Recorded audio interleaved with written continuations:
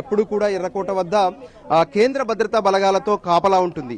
So అయినప్పటికీ కూడా ఈ స్పాట్ ను టార్గెట్ చేశారు. ఎందుకంటే వెహికల్స్ వస్తూ ఉంటాయి, వెళ్తూ ఉంటాయి. సో అటువంటి వెహికల్స్ లోనే ఇక్కడికి ఆ పేలులకు కుట్ర చేశారనేది కూడా మనకు స్పష్టంగా అర్థమవుతుంది.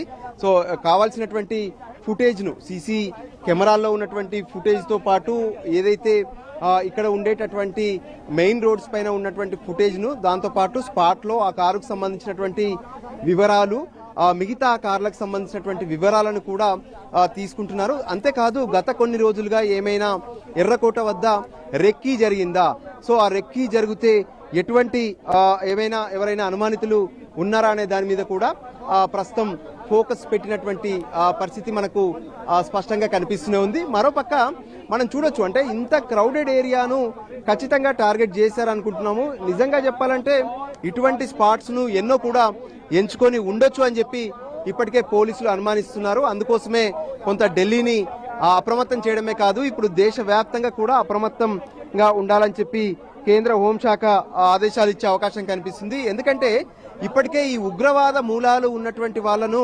పోలీసులు అదుపులోకి తీసుకున్నారు. జమ్మూ కాశ్మీర్ తో పాటు ఢిల్లీకి పక్కనే ఉన్నటువంటి, అంటే హర్యానా అయినప్పటికీ కూడా అది నేషనల్ క్యాపిటల్ రీజియన్ కిందికి వస్తుంది. సో ఆ ప్రాంతంలో కూడా పక్కనే ఉన్నటువంటి హర్యానాలో ఫరీదాబాద్ లో అదుపులోకి తీసుకున్నారు. వాళ్ళ దగ్గర 350 కిలోల ఎక్స్ప్లోజివ్ దొరికింది.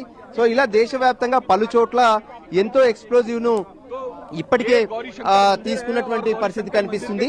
సో ఆ కారణంగానే సో ఇటువంటి స్పాట్స్ లో ఇంకా కొన్ని పేలులు జరిగే ప్రమాదం కూడా ఉండొచ్చని చెప్పి పోలీసులు అయితే హెచ్చరిస్తూనే ఉన్నారు. దానికి అనుగుణంగా ఇప్పటి వరకు జరిగినటువంటి ఈ ప్రమాద ఘటనకు సంబంధించి మాత్రం ఒకవైపు ఎక్కడికక్కడ అప్రమత్తంగా ఉండడమే కాకుండా పోలీసులు అయితే స్పాట్ ను క్షుణ్ణంగా పరిశీలిస్తున్నారు. అంటే ఎవిడెన్స్ అనేది చాలా కీలకం.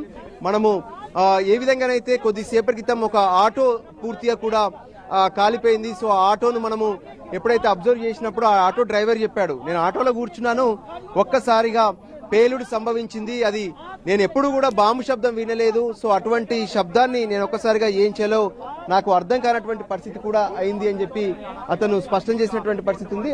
సో అటువంటి ఘటననే ఇప్పుడు మనకు స్పాట్ లో కనిపిస్తుంది. సో ఆ రకంగా భయభ్రాంతులతో చుట్టూ ఉన్నటువంటి జనం, రెడ్ ఫోర్ట్ లో ఉన్నటువంటి జనంతో పాటు చాందినీ చౌక్ లో ఉన్నటువంటి జనం మాత్రం ఎక్కడికక్కడ హుటాహుటిన తమ సొంత ప్రాంతాలకు, తమ ఇళ్లకు బయలుదేరి వెళ్లిపోయారు. ఈ చాందినీ చౌక్ లో ఉండేటటువంటి షాప్స్ కావచ్చు, మిగతా వాటన్నిటిని కూడా క్లోజ్ చేసేశారు.